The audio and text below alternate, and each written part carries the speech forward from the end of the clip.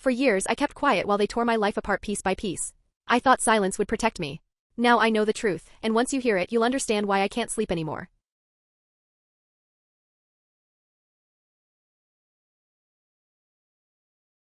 "8 months ago, Preston walked up in front of the whole crowd, kicked my car and smirked. Deadbeat dad makes a deadbeat son. Guess it runs in the family." And when I tried to clap back, he FaceTimed his father in the middle of class and said, loud enough for everyone to hear, "Just showing you what happens when you grow up without a dad." I stayed quiet. Swallowed it. But this morning? He was sitting alone in his dad's truck, staring down at the floorboards like he couldn't stand to make eye contact with a single soul. It all started when we moved after junior year, closer to the massive restaurant empire my dad had built from scratch. I told myself senior year would be a fresh chapter. No more fake friends who were only around for yacht invites. No more showing off just to prove I belonged. So I rolled into the parking lot in my beat-up 2005 Honda, wearing thrift store jeans and a shirt that didn't even have a logo. Parked right between a tricked-out BMW and a Charger. The BMW? Yeah, that was Preston's. I'd seen his Instagram, all curated angles, yacht selfies, and vacation flexes. Madison was riding shotgun, and the way they both glared at my car, you'd think it had personally insulted them. "Yo," Preston shouted, "you steal that from the junkyard?" Madison laughed. "It's vintage like poverty vintage." Within seconds, kids started circling, waiting for the show. My chest tightened. First day of school and I was already the punchline. Preston strolled over and kicked my bumper hard enough to leave a scuff. Like it was nothing. Then he stuck a wad of gum to my door handle while Madison scribbled "for sale, $50" on a napkin and tucked it under my wiper. The crowd lost it. I tried to keep it light, even introduced myself. They ignored me. Just kept roasting the car. The cruel part? I could have bought 10 of his BMWs outright, but knowing that didn't make it hurt less. We walked toward class and Preston made sure to line up beside me so everyone could compare our heights. "Malnutrition really stunts growth, huh?" He ruffled my hair like I was some toddler. Does the baby need help finding his quasses? Should we get a Whittle booster seat?" Madison was already taking pictures for her story, adding baby bottles and pacifier stickers around my head. She held up her phone so I could see before she posted. By the time we reached homeroom, all I wanted was to sink into the back corner and vanish. No such luck.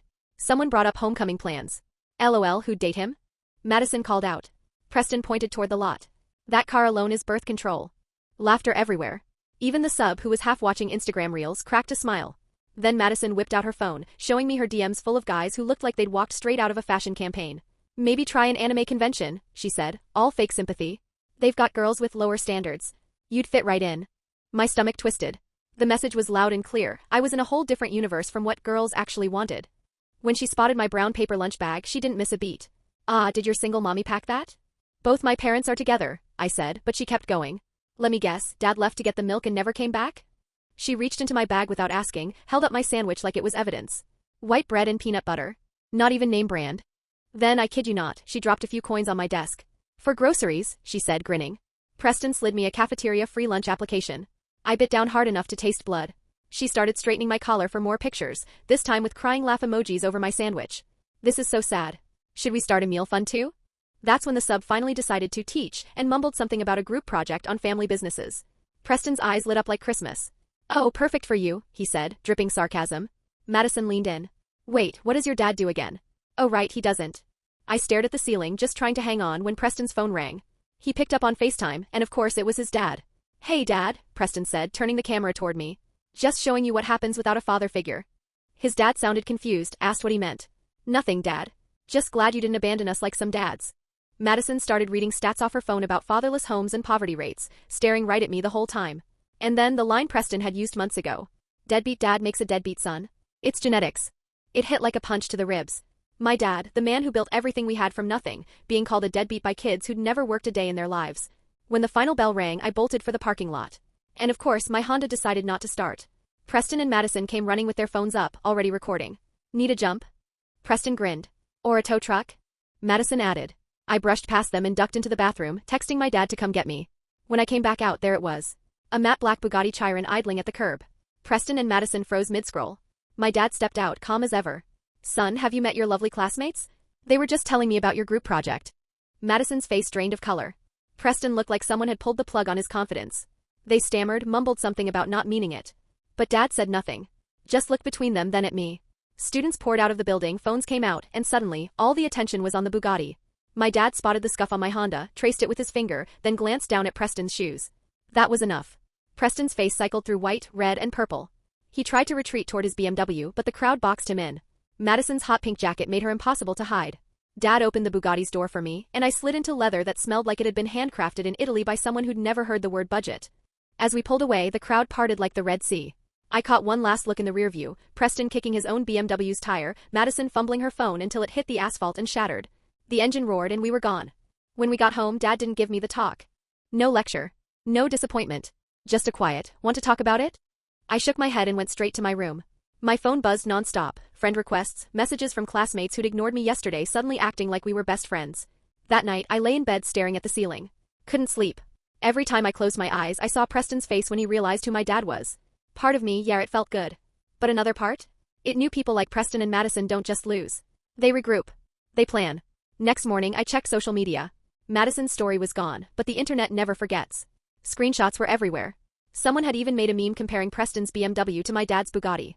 Caption: "When you think you're rich, but you're really just upper middle class." I drove the Honda to school again. Only this time when I pulled in, people stepped aside. Some waved. Some just stared. Preston's BMW was already parked, in a different spot than usual. Walking the hallway felt different. Conversations paused when I passed. Some people smiled, others whispered like I couldn't see them. At my locker there was a folded note taped dead center. Inside, in thick block letters, "We know the truth about your dad's money." My stomach dropped. I crumpled it into my pocket and walked away. In homeroom, Preston and Madison sat in the front row instead of their usual throne in the back. They didn't even glance my way. The sub actually taught this time, no Instagram reels in sight. During group project talk, Preston raised his hand, wanted to switch topics. Teacher said no. Madison stared at her desk like it contained the meaning of life. At lunch, I sat alone as usual, but the glances kept coming. A couple kids came over, all smiles, asking about my dad's business, how many cars we owned, if the rumors about our house were true. I gave them vague answers, went back to my peanut butter sandwich. After school, Preston and Madison were waiting by my car. My pulse kicked up, but I walked straight toward them. They stepped aside without a word, until Preston cleared his throat. I turned. His face was tight, rage simmering just under the surface. Madison stood behind him, arms folded, eyes hard. They wanted to say something, but the crowd watching kept their mouths shut. I got in, turned the key, Honda started first try and pulled out. In the mirror, they were still standing there, plotting. That night I told Dad about the note, about how they'd been acting. He listened, really listened, and then leaned back. "People hate having their assumptions shattered," he said. "They'll push back. Try to reframe the story. You focus on what matters." Still, curiosity got to me. I looked into their families. Preston's dad owned a small sporting goods chain. Decent money, sure, but nowhere near my dad's level. Madison's parents? Real estate agency, comfortable, not wealthy. And suddenly it clicked. This wasn't about me driving a beat-up Honda. It was about me threatening their whole identity as the rich kids. The week rolled on. The pattern was set. Cold stares in the morning, weird tension in class, and subtle harassment in the lot after school. They weren't done, just being smarter about it. Thursday, things escalated. I walked in to find my locker plastered with fake foreclosure notices, my last name photoshopped across every one. Kids gathered, waiting for me to snap. Madison stood at the edge, phone in hand, ready to film the meltdown.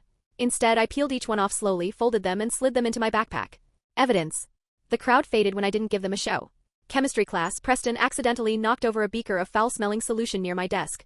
Teacher made him clean it, but the stench lingered. Madison recorded the whole thing, careful to crop him out. Gym class, my locker was stuffed with Monopoly money. Fake bills spilled out as I opened it. Preston strolled by, acting shocked. Madison uploaded within minutes. After school, I sat in my car for a while, thinking. They were ramping up again. The Bugatti sting was wearing off. They needed to re-establish control. My phone buzzed. Unknown number. A link. Instagram account, rich kid exposed. Bio, exposing fake wealth, one trust fund baby at a time.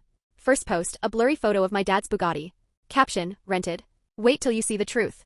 More posts followed, theories about my dad's business being a front, whispers about debt, even money laundering accusations. Nothing outright false, just poisoned enough to plant doubt. That night at dinner, Dad noticed my mood. I showed him. He scrolled through the posts calmly, eyebrows lifting here and there, then handed the phone back and kept eating. Later, I heard him in the study making low-voiced calls. I caught words like lawyers and defamation, but also patience and let them hang themselves. By Friday morning, the account had blown up, hundreds of followers, almost all from school. The parking lot was a minefield. Preston's crew circled my Honda, not touching it but making their point. Madison filmed from a safe distance. Inside, whispers followed me everywhere. Some people bought the rumors. Others didn't. English class, peer review day. Of course, Preston was my partner. He spent the whole time dropping little barbs. Did you plagiarize this? Daddy pay someone to write it? Money can't buy brains, huh? Within minutes, Rich Kid Exposed had new content, Preston's quotes, twisted into evidence that I was a cheater. At lunch, I overheard two freshmen debating me like I was some urban legend. One said no rich person would drive a junk car. The other thought maybe it was a weird rich guy thing.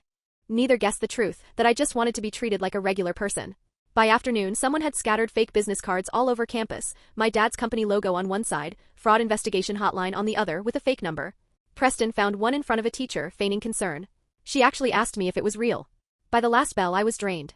On the way to my car I spotted Madison with her friends, phone out. My Honda now sported a new windshield note, the same tissue paper from day one but updated, for sale by owner, desperate for cash. I took it. Added it to the stack.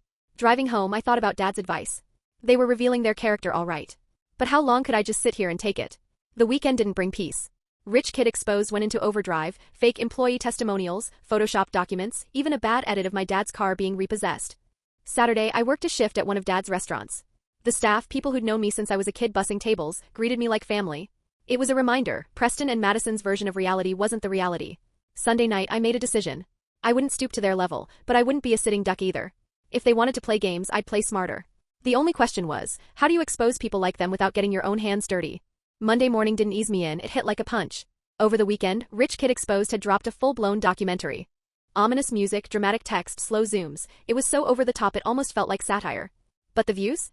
Thousands. When I pulled into the lot, I braced for more glares. Instead, a few students actually nodded at me, with sympathy. Maybe, just maybe, the smear campaign was starting to crack. People were catching on to how obviously manufactured this was. Inside, an unexpected face was waiting. Amanda Foster, editor of the school paper, caught me at break. Turns out she'd been doing her own digging into the account. She'd spotted patterns in posting times, the writing style, and, well, let's just say she had suspects. We were mid-conversation when Preston slithered over, trying to eavesdrop. Amanda didn't even blink, just shot him a glare that said don't try me and kept talking. It was a small win, but it felt huge. The week rolled on, more pranks, more rumors, more posts, but the Preston-Madison power couple was starting to fray. By Wednesday, I caught them snapping at each other in the hall, arguing about whose genius idea had failed this time. By Thursday, even some of their loyal hangers-on were making excuses not to join in Madison's latest project. That same day, the administration finally stepped in. Not because they cared about me, but because angry parents were calling about the Instagram account tarnishing the school's image. We had an assembly on cyberbullying and digital citizenship. No names dropped, but Preston and Madison sat stiff as statues while the principal talked about legal consequences for online harassment. After that, teachers suddenly started noticing everything. Rich Kid Exposed went dark. Preston and Madison still threw daggers with their eyes, but in public? They toned it down. That afternoon, a different kind of note waited on my locker. No threats this time. Just Amanda's name, number, and a handwritten message. The truth always comes out. Let me know if you want to tell your side. I tucked it into my pocket. The storm might be calming, but I knew better. They'd be back and bigger. Friday ended in an uneasy truce. They kept their distance, but their looks promised this wasn't over. Some kids picked sides, others just wanted peace. Driving home in the Honda, I realized something. The wealth reveal had changed nothing about who I was, but it had completely rewritten how people saw me. Dad was waiting when I got in. He'd already heard about the assembly. We talked about moving forward, about how character is revealed in the hard moments, not the easy ones. By Sunday night I made my choice. I wasn't going to hide and I wasn't going to retaliate in kind. If they wanted to play, they'd eventually dig their own graves. Monday morning, the real twist showed up. Sebastian. My dad's business partner's son. He pulled into the lot in a gleaming Tesla Model S, parking right next to Preston's BMW. Designer everything, perfect hair, the whole I'm in an ad campaign vibe. Preston and Madison made a beeline for him before first period. They were in full charm mode, tours, introductions, making sure the whole school saw they'd claimed him. By lunch, Sebastian was at their table. Madison hung on every word, Preston grinned like they were best friends. I caught fragments from across the cafeteria, Preston explaining the social hierarchy, pointing me out like I was some cautionary tale. Next morning, my locker was spray-painted in huge red letters, fraud. The janitor was already scrubbing at it, muttering. Security cameras? Malfunctioning. How convenient. Preston high-fived his crew while Madison filmed from a safe distance. Chemistry wasn't any better. My lab notebook had been swapped for one full of random doodles and gibberish formulas. Teacher thought I'd just blown off the work and marked me down. Preston oh so helpfully offered his notes with a smirk. Sebastian started popping up everywhere I went. Library. Cafeteria. Hallway near my locker. He'd linger, listening, always reporting back. I could feel it. This wasn't random, they were building toward something. Wednesday's hit came through the school email system. A mass email to the entire senior class, spoofed to look like it came from me. The message accused my family of building our wealth by exploiting workers and crushing small businesses, complete with fabricated testimonials from victims. IT traced it to a library computer, generic login. Dead end. And Preston? He put on a masterclass in fake outrage, telling anyone who'd listen how awful it was someone would lie like that. After English, Amanda pulled me aside. She'd been tracking the account and found a slip-up, a post timestamped during a period when only a few people were in a certain classroom. The suspect pool was shrinking. That afternoon, my Honda wouldn't start. Battery cables unplugged. As I fixed it, Preston's crew circled, snapping photos, making sure to capture the poor rich kid getting his hands dirty. Sebastian leaned against my hood like it was his prop, blocking my light. He asked about my family's business in that too friendly tone that hides a blade. He even mentioned how his dad knows people who can verify anything. Yeah, they were definitely setting something up. Thursday morning, things went from petty to dangerous. Rich Kid Exposed had posted actual photos of my family's home, along with our address. The caption? Go see the fraud's mansion for yourself. By the afternoon, cars were creeping past our driveway, slowing just enough to make their point. My dad hired security that same day. At school, Preston was playing his favorite role, the fake philanthropist. He'd organized a mock charity drive for underprivileged students and made sure to corner me in front of everyone. Oh hey, he said in this syrupy, fake concern voice, holding out a donation box. Thought you could use this. Madison was filming, of course, already picturing her next viral humiliation edit. Then came the principal's office. She asked if I knew who was behind all this. I just said no, because without proof, accusing Preston and Madison would only blow back on me. Amanda caught up with me in study hall. She slid over a folder full of her investigation notes. Posting times, writing styles, even patterns in how they captioned things, it all pointed to Preston and Madison. But it was circumstantial. We needed a kill shot. Friday was a full-blown siege. My textbooks vanished. My car tires were deflated. My inbox flooded with congratulations. Emails from scholarship programs for financially struggling students, applications someone had signed me up for without my knowledge. Sebastian's part in all this? Crystal clear now. He was telling anyone who'd listen that he'd seen financial documents at his house proving my family was drowning in debt, and that his dad knew about an upcoming investigation into my dad's business. PE was the cherry on top. Itching powder in my gym clothes. I didn't realize until I'd changed, and by then Madison was already posting clips of me scratching through the entire class. After school, Amanda and I made a plan. She'd write a cyberbullying piece for the school paper, no names, but the Rich Kid Exposed account would be the example. The goal? Force the administration's hand without going straight at them. The weekend was quiet, only because Preston and Madison were busy crafting their next move. By Sunday, the account was posting investigations into my dad's business, blending real facts with believable lies. Fake negative reviews started hitting my dad's restaurants. Prank calls every hour. Monday morning, my parking spot was blocked by a beat-up truck with a giant reserved for charity cases sign on the hood. Preston stood nearby, smirking, waiting for me to react. I parked somewhere else. Gave him nothing. In homeroom, Sebastian announced that his family was throwing a charity gala for underprivileged youth. Then, staring straight at me, he said, "Those who really need charity are especially welcome." Amanda's article dropped that day. It didn't call them out by name, but it described their tactics perfectly. The school announced a brand new online harassment policy. Their response? A whisper campaign. Photoshopped images of Amanda and me together, rumors that we were dating, the works. Amanda got her own wave of hate for defending me. The principal scheduled another assembly, digital citizenship, online responsibility. Preston and Madison sat front row, nodding like model students. After the assembly, I walked out to find my car blanketed in sticky notes, each with a different insult. It must have taken hours. Some kids laughed and took photos. Others looked away, uncomfortable. Sebastian upped the mind games, befriending people I talked to, planting little lies until they stopped sitting with me, stopped working with me. My social circle shrank like ice under a heat lamp. Then Amanda hit gold. She checked the metadata on some Rich Kid Exposed posts and found location data. Multiple posts had been made from Madison's house. Not smoking gun proof, but it was the first hard crack in their armor. We started building a timeline, matching posts to their known locations. Thursday afternoon, someone called in a tip to the school saying I had contraband. Security searched my locker and bag in front of everyone. Nothing, of course. But the image of me being searched went straight to social media. That night, Dad met with the principal and the school board. Calm, no threats, just laid out the pattern and asked what they planned to do. They promised to investigate, but without proof? We both knew nothing would happen. Meanwhile, Preston had set up a support group for victims of fake rich kids, which was really just a roast session about me, thinly disguised as therapy. Amanda and I doubled down. We spent hours cross-referencing social posts, timestamps, and camera footage. We had patterns. We just needed an undeniable moment. That's when Amanda pitched the trap. Friday morning, I leaked a story to someone I knew would tell Sebastian that my dad was making a massive donation to the school. It would be announced Monday. Sure enough, Saturday night, Rich Kid Exposed blew up with breaking news about how I was buying popularity. They even posted screenshots of the fake announcement, which they could only have gotten from Sebastian. And here's where they got sloppy. Madison forgot to strip the location data. Amanda caught it instantly. But the real smoking gun came Sunday night. Preston posted to his personal Instagram story, forgot to switch to the burner account. A behind-the-scenes shot of him and Madison making the fake screenshots for Rich Kid Exposed. He deleted it seconds later. Amanda had already screenshotted it. We had them. The question was, what now? Going to the principal meant a slap on the wrist at best. Their families had influence, money, connections. Amanda's idea? Let them burn themselves. Because lately their lies weren't just cruel, they were getting reckless. And reckless people? They destroy themselves if you just give them the time. Monday morning came thick with tension. Preston and Madison strutted into school like they'd already won, convinced they'd nuked my fake donation announcement before it even had a chance to breathe. They had no idea the whole thing was bait. Sebastian?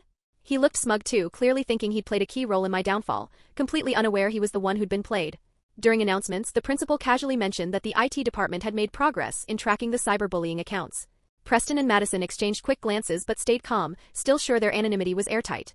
They didn't know about Amanda's evidence. Not yet. I kept my poker face all day. Preston still threw his little jabs. Madison still had her phone out, documenting everything. It felt like they were saving their biggest shot for last. At lunch, Amanda met with the newspaper team. She showed them everything, her investigation linking Preston and Madison directly to Rich Kid Exposed.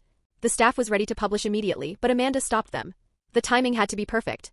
After school, their grand finale dropped into motion. A fake email, branded with my dad's company letterhead, real employee names, announcing layoffs and bankruptcy. Their plan? Send it to local news outlets and watch the chaos. That's when Sebastian sauntered up to me in the parking lot, smirk dialed up to maximum. He dropped his little bomb. His father had never been my dad's business partner. He'd lied from day one. Preston's family had literally paid him to transfer schools just to wreck my reputation.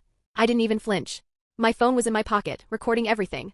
Sebastian bragged like a Bond villain explaining the plot before the end credits, how easy it had been to fool people, how much they'd paid him, how Preston and Madison were the masterminds. Every word crystal clear on audio. That night, Amanda and I assembled the kill shot. Screenshots. IP traces. Metadata. The accidental Instagram slip-up. And now Sebastian's confession. We had them cornered, but we waited. Let them walk right into their own fire. Tuesday morning, the fake bankruptcy email went live. They didn't just send it to local outlets, they blasted it to the school board and hundreds of parents. They just crossed the line from petty high school harassment into criminal territory. My dad's lawyers jumped immediately, sending cease and desist orders and drafting a full case file. But Amanda and I had a different move. We launched our own account, Truth About Rich Kid Exposed. Post after post, we dropped receipts, screenshots, timelines, matching Preston and Madison's movements to the harassment posts. And right in the middle? Sebastian's confession, audio so clean you could hear the smug in his voice. The explosion was instant. Students who'd believed the lies flipped to outrage. Parents called the school demanding action. The principal couldn't ignore it, not with a full airtight timeline staring them in the face. Preston tried spinning it as fabricated evidence. But Amanda had built an ironclad case, timestamps, metadata, corroborating witnesses. Other students came forward with their own stories of years of bullying. Madison's influencer image imploded overnight. Followers dropped. Brands cut ties. Her parents yanked her phone and shut down her accounts. Sebastian? Gone. His family pulled him from school, but not before the paper trail came out, payments linking his parents to Preston's. His whole transfer was exposed as a hired hit job. The school board held an emergency meeting. Preston and Madison were suspended pending a full investigation. Their future Ivy League dreams? Pretty much over. Amanda's article went public, not tabloid but a clean, sharp piece about cyberbullying, anonymous harassment and accountability. It landed her recognition from top journalism programs. Preston's dad, embarrassed and desperate to save his own company's image, cut him off completely. The BMW vanished from the lot, replaced by a beat-up sedan. The loss of status hit harder than any punishment could. Madison's family business took a hit too, clients walked away, social circles closed ranks. Her mom, queen of charity galas, suddenly wasn't on anyone's guest list. The Rich Kid Exposed account was shut down for violating terms of service. The school rolled out new policies. Any student joining extracurriculars now had to register their social media handles. Anonymous harassment? Not tolerated anymore. Other victims finally spoke up. Stories poured out about Preston and Madison's years of cruelty. It was obvious now, they'd been punching down for as long as they'd been popular. And here's the kicker, my family's business got more customers. People who'd heard about the harassment came to support us. The fake bankruptcy announcement became the best free marketing we could have asked for. Amanda and I didn't start dating despite the rumors they tried to push. We just became real friends, the kind you can go to war with and come out stronger. The last weeks of school were quiet. Preston and Madison came back from suspension to a very different cafeteria. No entourage. No whispers of power. Just them, eating alone, tasting the isolation they'd dished out for years. By spring, the final blow landed. Their dream schools rejected them. The scandal had gone national in education circles. They ended up at separate safety schools. Their reign was over. Graduation day. When Preston and Madison crossed the stage, the applause was polite at best. My turn came and the cheers felt real, not because of my family's money, but because I'd fought back without losing myself. Dad showed up in a simple suit, driving a regular SUV. No Bugatti. Didn't need it anymore. The point was already made. The year had been hell, but it stripped everything down to the truth. Money doesn't buy character. Power doesn't last without respect. And the best revenge isn't humiliation, it's living well without letting them drag you down to their level. The Honda's still in my driveway. Dented, worn, stubbornly still running. And honestly? So am I. Because as Amanda said on day one, the truth always comes out. And in this case, it set us all free. The moment Amanda and I dropped the receipts, the school went nuclear. The Truth About Rich Kid Exposed account exploded past the original in followers within hours. And the best part? People weren't just reacting, they were sharing their own Preston and Madison horror stories. It was like the floodgates finally broke. By Wednesday morning, Preston rolled in driving his dad's old pickup. The BMW? Gone. His trademark swagger?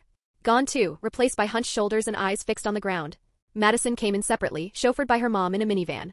No matching power couple entrance. No ruling the hallway. The vibe in school had completely flipped. The fear was gone. A sophomore came forward about how Madison had made a fake dating profile of her. A junior shared how Preston had spread rumors about his family's immigration status. Story after story came out. First period, the principal's voice came over the intercom, mandatory parent-teacher conferences for all students tied to cyberbullying incidents. Preston's face drained white. Madison froze, hands shaking. For the first time all year, they looked small. Amanda followed up with another article, this one on the psychological toll of sustained harassment. She interviewed victims anonymously, painting a damning picture of the toxic environment Preston and Madison had built. The newspaper sold out in minutes. At lunch, Preston sat alone in the corner. Tried to join his old table, but the second he sat down, they got up and left. Madison got the same treatment. Their empire had collapsed in days. Sebastian? Gone for good. His family skipped town to dodge the scandal, but not before everyone learned the truth. He'd been paid to transfer here and target me. Even their former allies were disgusted. Thursday, the parent-teacher conferences went down. Through the classroom windows you could see Preston's dad looking haggard, Madison's parents tight-lipped and red-faced, and a dozen other parents demanding to know how the school had let this fester for so long. The conferences dragged on for hours. Preston's dad left visibly angry, practically dragging his son along. Madison emerged between her parents, mascara smudged, eyes glued to the floor. Friday morning, the principal announced sweeping changes. All school-related social media would now be monitored. Anonymous harassment equals instant suspension. Digital citizenship classes for everyone. It was too late to undo what they'd done to me, but it might keep the next kid safe. Preston and Madison came back from suspension to find their lockers moved to opposite ends of the building. They passed each other in the halls like strangers. Whatever alliance they had was dead. And the school, it actually started to heal. Kids who'd been quiet for years found their voices. Lunch tables became more inclusive. That rigid social hierarchy? Gone. Amanda's work didn't go unnoticed. She won a state journalism award, and her college acceptances rolled in with full scholarships. She'd built a future before we'd even tossed our caps. My dad's restaurants thrived. The fake bankruptcy email had backfired spectacularly, with customers showing up just to support us. My dad even gave part-time jobs to a few classmates. Preston's family business tanked. Parents stopped shopping at his dad's stores once they knew the truth. Madison's dream schools all rejected her. Her influencer career was DOA. Her mom stripped her social media accounts entirely. Spring brought something new, peace. The gossip faded from bathroom walls. Prom planning was inclusive for the first time in years. Even teachers seemed lighter. Preston and Madison ended up in counseling. Separate sessions. No alliance, no status, just two people sitting with the consequences of their choices. The Honda? Still chugging along. I told anyone who asked that it wasn't about what you drive, it's about how you treat people. Amanda and I stayed close, studying together and preparing for college. We didn't just survive this year, we changed it. By graduation, Preston and Madison were shadows of who they'd been. They walked the stage to polite, almost pitying applause. Amanda? Thunderous cheers. Me? Genuine, warm clapping from people who knew I'd stood my ground without becoming what they were. Dad showed up in a simple suit, driving the SUV. No Bugatti needed, the point had been made long ago. In the end, Preston and Madison learned the hard way that power built on cruelty will collapse under its own weight. And I learned that the best revenge isn't a louder insult or a flashier car, it's walking away with your dignity intact, surrounded by people who actually care. The truth came out. It always does. If you enjoyed today's drama, just imagine what's waiting in the next one. Hit like, subscribe, and let's go find the next train wreck together. Thanks for watching.